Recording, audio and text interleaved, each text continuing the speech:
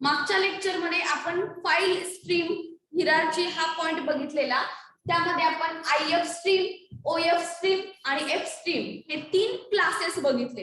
ठीक आहे. ह्या क्लासेसचा काय यूज आहे, आपण फाईल हँडलिंगचा जो प्रोग्राम करणार आहे त्यामध्ये या क्लासेसचा आपल्याला यूज आहे की फाईल प्रोग्राम मधला जो डेटा आहे, जो आउटपुट आहे ते आपल्याला स्टोअर करून ठेवायचा आहे किंवा सेव्ह करून ठेवायचा आहे.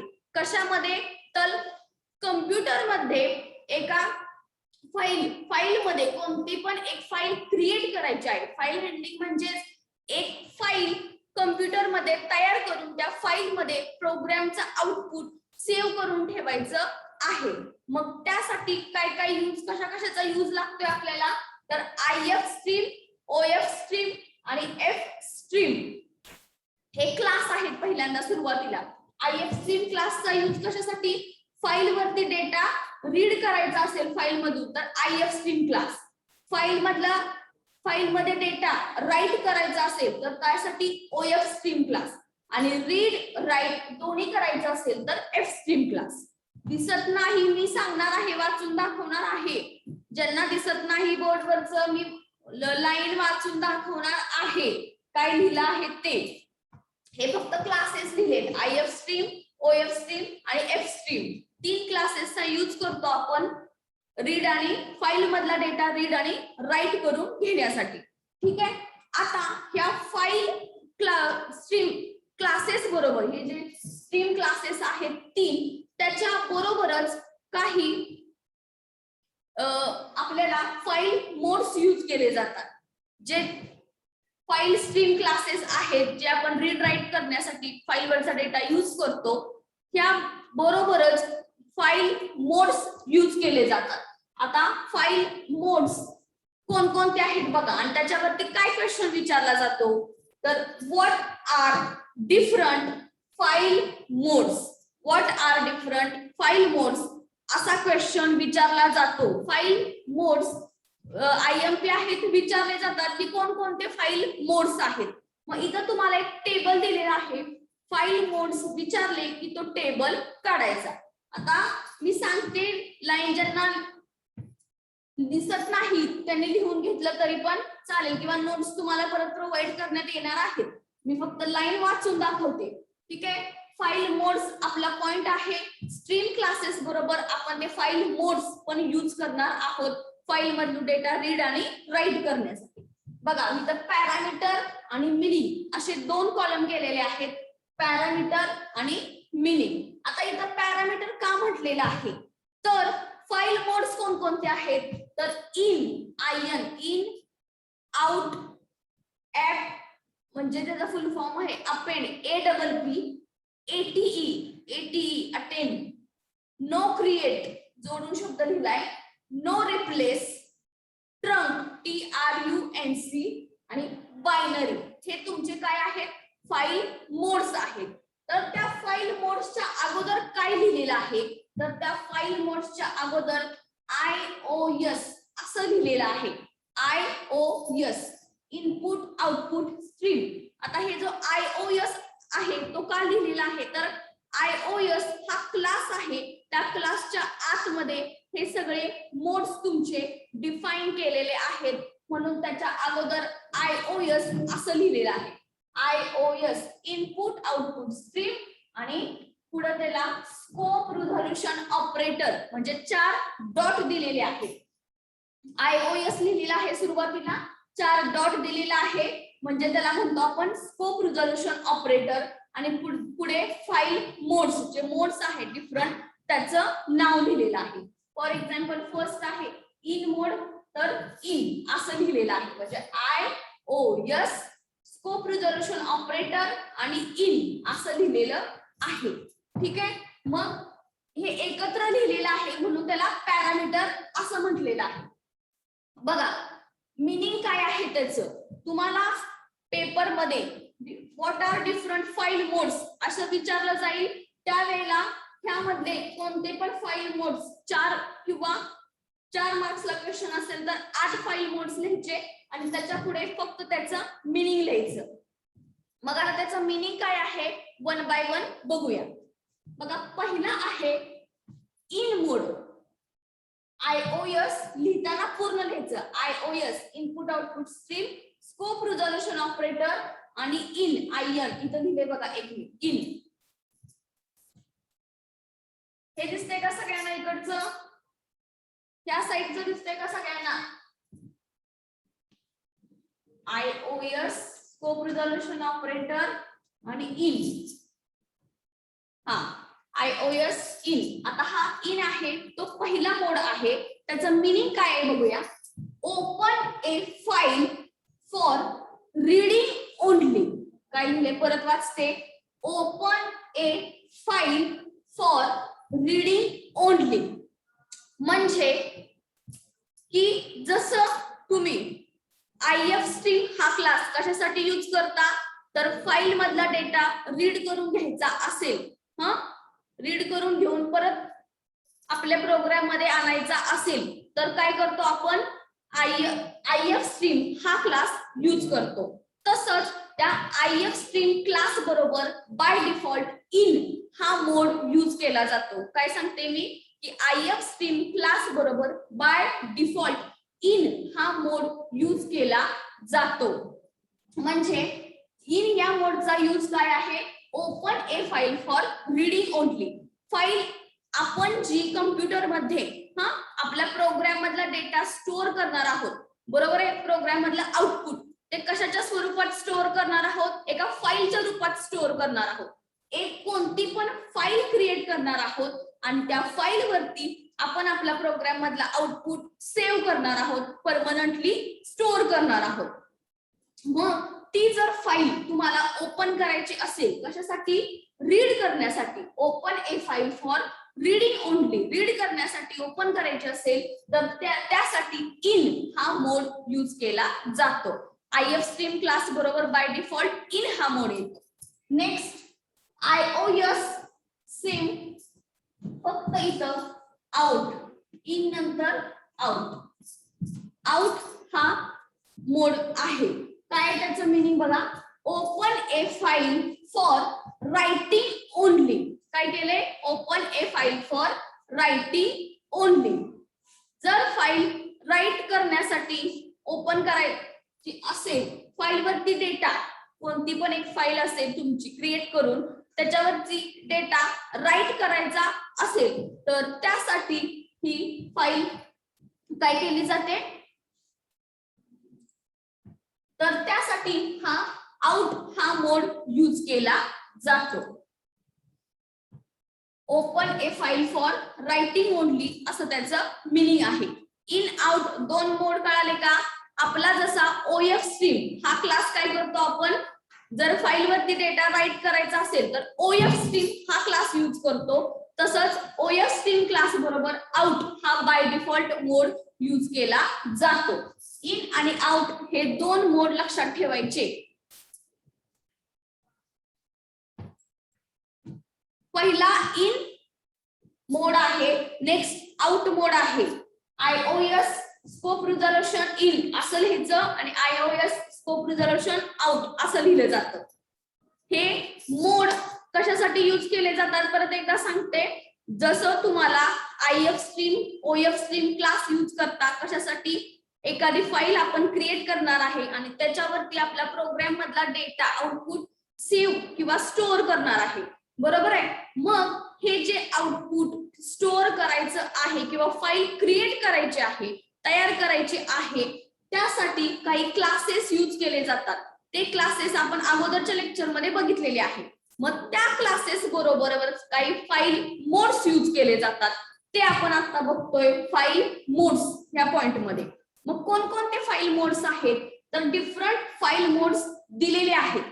ठीक आहे. मग फाईल मोड्स लिहायचं कसं, आयओएस इनपुट आउटपुट स्ट्रीम, त्याचा फुल फॉर्म, स्कोप रिझोल्यूशन ऑपरेटर आणि फाईल मोडची नावं. पहिला मोड सांगितला तुम्हाला इन मोड, आयएन. कशासाठी, फाईल ओपन करून डेटा रीड करून घ्यायचा असेल तर त्यासाठी इन हा मोड वापरला जातो. आणि फाईल मध्ये डेटा राईट करायचा असेल, आता रीड राईट म्हणजे काय तुम्हाला सांगितलेलं आहे की प्रोग्राम मधून डेटा तुमच्या फाईल वरती परमनंट स्टोअर करायचंय, सेव्ह करायचंय, त्याला म्हटलं जातं राईट ऑपरेशन. राईट असं म्हटलं जातं. फाईल वरती डेटा राईट करणं आणि तोच डेटा फाईल मधून घेऊन परत प्रोग्राम मध्ये आपल्याला परत आउटपुट मला तेच पाहिजे, जे मी पहिला टाईप केलेलं किंवा पहिला दिलेलं तेच पाहिजे. तर त्यासाठी आपण काय करतो, रीड हे ऑपरेशन परफॉर्म करतो. म्हणजे फाईल मधून डेटा रीड करून घेऊन परत प्रोग्राम मध्ये आणतो. ह्या दोन्हींना रीड राईट ऑपरेशन म्हणायचं. डेटा फाईल वरती राईट करणं, परत उचलून घेऊन प्रोग्राम मध्ये आणणं. मग त्यासाठी stream class if stream, OF stream, त्याच्याबरोबर हे इन आणि आउट असे दोन मोड यूज केले जातात. आयएफ स्ट्रीम क्लास बरोबर बाय डिफॉल्ट इन हा मोड यूज केला जातो आणि ओएफ स्ट्रीम क्लास बरोबर आउट हा मोड यूज केला, बाय डिफॉल्ट आउट हा मोड यूज केला जातो. मग फक्त लक्षात ठेवा कोणत्या मोडचा काय यूज आहे, मिनिंग काय आहे त्याचं. इनचं open a file for reading only आणि आउटचं open a file for writing only. Write करायचं असेल तर आउट मोड, रीड करायचं असेल तर इन मोड. ठीक आहे. Next APP. नेक्स्ट मोड आहे APP.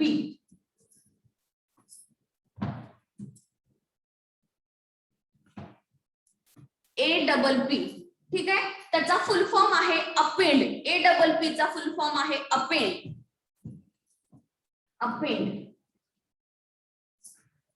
आता त्याचा मी पहिल्यांदा मीनिंग सांगते काय लिहिलंय ते. Contents are appended to the end of a file. Contents are appended to the end of a file. All rights occur at end of a file. आता ह्याचा अर्थ काय सांगते बघा, की आपल्या कम्प्युटरमध्ये मी सांगितलं की प्रोग्रामचा डेटा आपल्याला स्टोअर करायचा आहे. तर तुम्ही एखाद्या प्रोग्रामचा डेटा स्टोअर केला. फॉर एक्झाम्पल 2 नंबरची ऍडिशन करून जो काही प्रोग्राम कराल त्याचा data me for example store केला. पहिल्यांदा काय, एंटर ए फर्स्ट नंबर, समजा मी 5 नंबर एंटर केला आणि एंटर ए सेकंड नंबर, हे आउटपुट आहे तुमचं. एंटर ए सेकंड नंबर, समजा मी 4 नंबर एंटर केला आणि लास्टला काय असतो तुमचा मेसेज, ऍडिशन इज. आणि तुमची ऍडिशन किती येणार आहे, 9 येणार आहे. ठीक आहे. बघा इथे एक फॉर एक्झाम्पल दाखवलेला आहे मी, की हा डेटा हे प्रोग्रामचं आउटपुट मला काय करायचंय, एक फाईल क्रिएट करून ते सेव्ह करायचंय किंवा स्टोअर करायचं. हे आउटपुट आहे. Enter a first number N5, enter a second number 4 आणि त्याची ऍडिशन 9. ठीक आहे. मग हे जे आउटपुट आहे ते मी एक फाईल क्रिएट करून पीसी मध्ये स्टोअर केलं. कुठं स्टोअर होतं, हार्ड डिस्क मध्ये ती फाईल तयार होते आणि तिथं स्टोअर केलं जातं. आता ती फाईल क्रिएट केलेली आहे पण त्याला काहीतरी नाव असलं पाहिजे ना त्या फाईलला. त्याशिवाय कसं कळणार आहे की ह्या प्रोग्रामचं, कुठल्या प्रोग्रामचं आपण आउटपुट सेव्ह केलंय किंवा स्टोअर केलंय. बरोबर आहे का. हा जो डेटा किंवा आउटपुट स्टोअर करणार आहे तो फाईलच्या रूपामध्ये स्टोअर करणार आहे आपण. मग त्या फाईलला काहीतरी नाव असलं पाहिजे तरच आपण ओळखणार की कोणत्या प्रोग्रामचं आउटपुट आपण कोणत्या फाईल मध्ये स्टोअर केले. मग ते नाव कसं द्यायचं, तर एक फाईलला तुम्हाला पाहिजे ते नाव तुम्ही देऊ शकता. जसं आपल्या C++ प्रोग्रामला तुम्ही नाव देता तसं तुम्हाला जी फाईल असेल त्याला मी फॉर एक्झाम्पल डेटा असं नाव दिलं.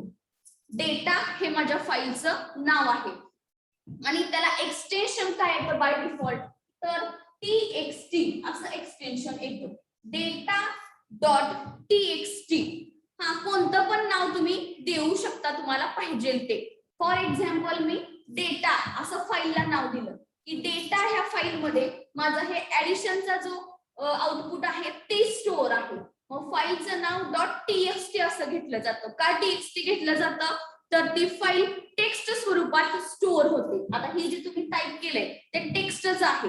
त्यामुळे जशी तुमची वर्डची फाईल टेक्स्ट फाईल असते तशा रूपामध्ये ती फाईल हार्ड डिस्क मध्ये स्टोअर केली जाते.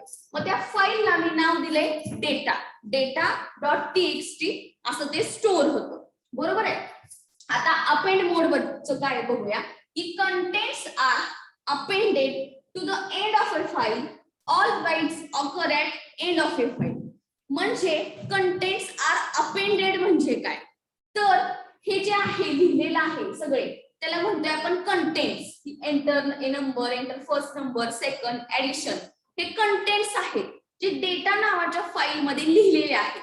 बरोबर आहे. मग तुम्ही जर अपेंड मोड यूज केला तर फाईल जी आहे डेटा म्हणजे डेटा फाईल ओपन होणार आणि त्याच्या शेवटी कर्सर जाणार.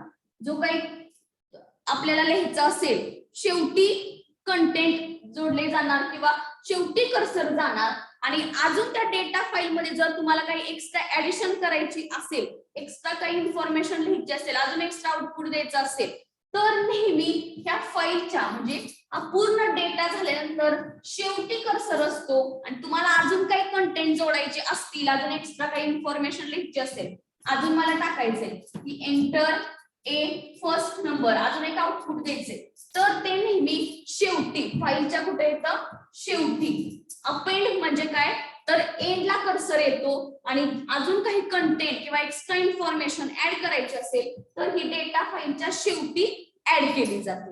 हा आहे तुमचा अपेंड मोड.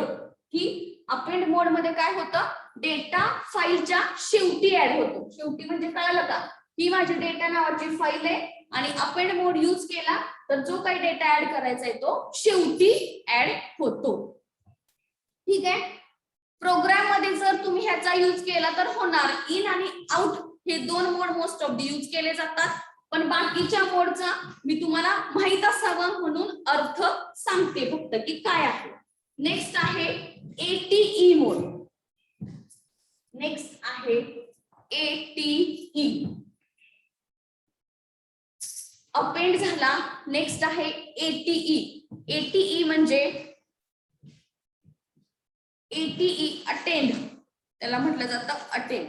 बघा ATE त्याचा मीनिंग काय आहे go to the end of a file at opening time.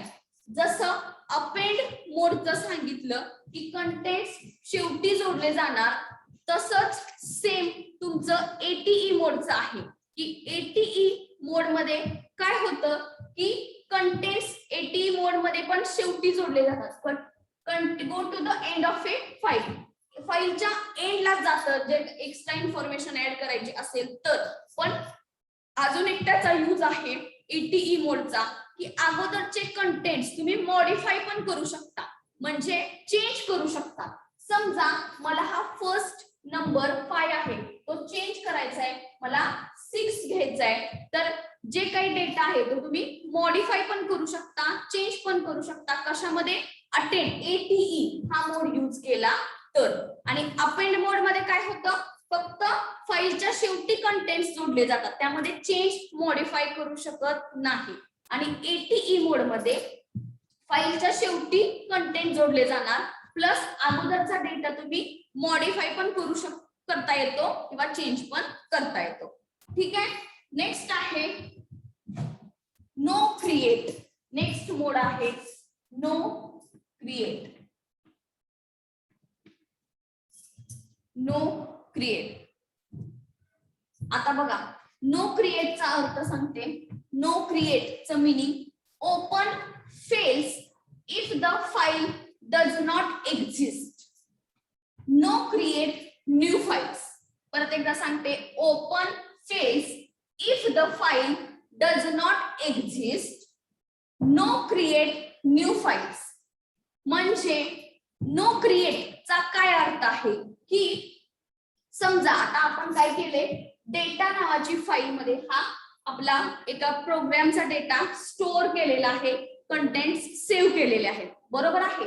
No create म्हणजे काय ओपन फेल्स म्हणजे कोणती पण फाईल आपण काय करणार आहे ओपन करणार आणि मग त्याच्यावरचा डेटा रीड किंवा राईट करून घेणार.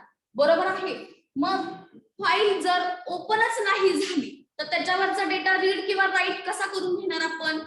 तर इथं नो क्रिएट ह्या मोडचा अर्थ काय आहे की ओपन फेल होणार जर फाईल तिथं एक्झिस्ट नसेल तर. एक्झिस्ट नसेल म्हणजे तुमच्या पीसी मध्ये ती फाईल बनवलेलीच नसेल. म्हणजे समजा मी डेटा नावाची फाईलच नाहीये माझी आणि त्या डेटावरती तुम्ही डेटा फाईल ओपन करून त्याच्यावरती काहीतरी राईट करताय इन्फॉर्मेशन किंवा डेटा स्टोअर करताय तर ती फाईल ओपन होणार नाही. जर एक्झिस्ट नसेल तर. एक्झिस्ट म्हणजे काय?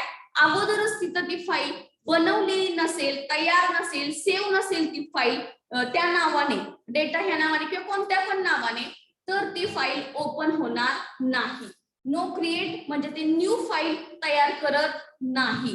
काय करतं? ओपन फेल्स करतं. जर फाईल ऑलरेडी एक्झिस्ट असेल, ऑलरेडी तिथं असेल तरच त्याच्यावरती डेटा राईट होणार किंवा सेव्ह किंवा स्टोअर होणार. नो क्रिएट ह्या मोडमध्ये. नेक्स्ट आहे no replace. No replace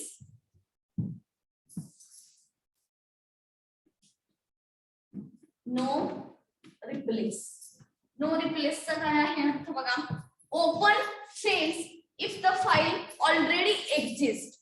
open fails if the file already exist म्हणजे काय की समजा डेटा ह्या नावाची फाईल ऑलरेडी तिथं आहे आणि तुम्ही अजून एक त्याच नावाची सेम फाईल स्टोअर करत असाल किंवा त्याच फाईलला त्या सेम नाव देत असाल तर ते ओपन फेल होणार. म्हणजे एकाच नावाच्या दोन फाईल बनवत नाही. नाव चेंज करावं लागणार. त्या प्रोग्रामचा आउटपुट मी डेटा ह्या फाईल मध्ये स्टोअर केले तर अजून दुसऱ्या सबस्ट्रॅक्शनच्या प्रोग्रामचा आउटपुट तुम्ही वेगळ्या काहीतरी नावाने समजा डेटा 1 2 असं दिलं तरी पण चालेल. नो रिप्लेस म्हणजे काय की सेम नावाची फाईल ते बनवत नाही. एकाच नावाच्या दोन फाईल बनवत नाही. एका नावाची एकच फाईल तिथं प्रेझेंट असणार. नो रिप्लेस रिप्लेस करत नाही म्हणजे त्याच्यावरतीच आपण काय म्हणतो ओव्हरराईट करणं, रिप्लेस करत नाही.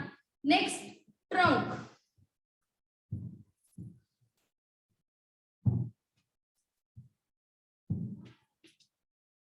Trunk TRUNC. आता ट्रंक मोड मध्ये काय होतं बघा. डिलीट त्याचा मीनिंग वाचते. Delete contents of a file if exist. Delete contents of a file if exist म्हणजे तुम्ही ट्रंक हा मोड यूज केला आणि जर फाईल तिथं असेल म्हणजे समजा ही डेटा नावाची माझी फाईल आहे तर त्याच्यामधले सगळे कंटेंट डिलीट होतात किंवा इरेज केले जातात. म्हणजे मला एखाद्या फाईल मधला डेटा इरेज करायचा आहे किंवा डिलीट करायचा आहे कंटेंट तर त्यासाठी हा ट्रंक हा मोड यूज केला जातो. ट्रंक मोड मध्ये काय होतं की एक्झिस्ट असेल तरच डिलीट होणार. म्हणजे तुमची डेटा नावाची फाईल आहे ऑलरेडी तुमच्या पीसी मध्ये तर त्याच्यामधले कंटेंट सगळे मला डिलीट करायचे तर त्यासाठी हा ट्रंक हा मोड यूज करायचा. TRUNC हा त्याचा शॉर्ट फॉर्म आहे. म्हणतानाच ट्रंक म्हणायचं. TRUNC trunk. ट्रंक ह्या मोडचा यूज काय आहे की एखाद्या फाईल मधले कंटेंट इरेज करायचे असतील, डिलीट करायचे असतील तर त्यासाठी हा ट्रंक हा मोड यूज केला जातो. आणि लास्टच आहे बायनरी. IOS आणि बायनरी. बायनरी. बायनरी मोड काय होतं. Open as a binary file. Open a file for binary mode. File कशी ओपन होते. बायनरी मोडला फक्त फाईल ओपन केली जाते. एवढाच त्याचा यूज आहे. ठीक आहे. समजले का मोड हे सगळ्यांना. मोड समजले का सगळ्यांना. इन आउट दोन मोड लक्षात ठेवायचे. इन मोड कशासाठी रीडिंग साठी आणि आउट मोड कशासाठी रायटिंग साठी लक्षात ठेवायचा. IF स्ट्रीम क्लास बरोबर बाय डिफॉल्ट कोणता मोड यूज केला जातो सांगा बघू. IF स्ट्रीम क्लास बरोबर कोणता मोड यूज केला जातो बाय डिफॉल्ट.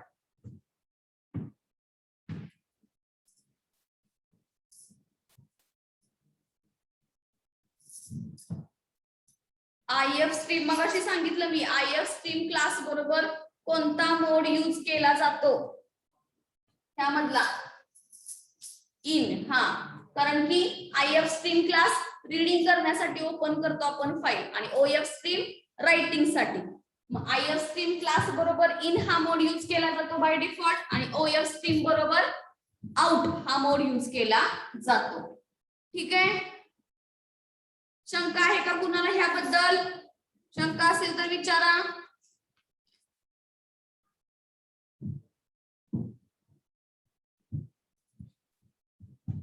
शंका आहे का कुणाला?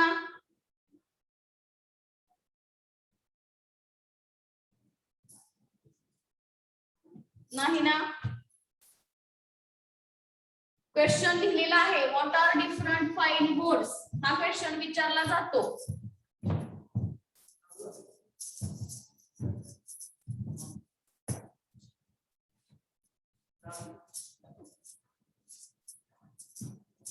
Next,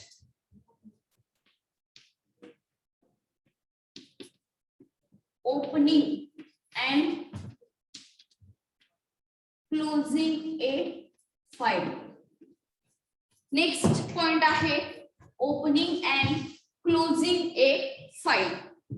opening and closing a file, त्याच्यावरती काय क्वेश्चन आहे बघूया. What are classes in C++ for file stream operation. अगोदरचे जे क्लासेस झालेले आहेत IF stream, OF stream, F stream, filebuf, त्याच्यामध्ये मी तुम्हाला 4 पॉइंट सांगितलेले, हे क्लासेस लिहायचे.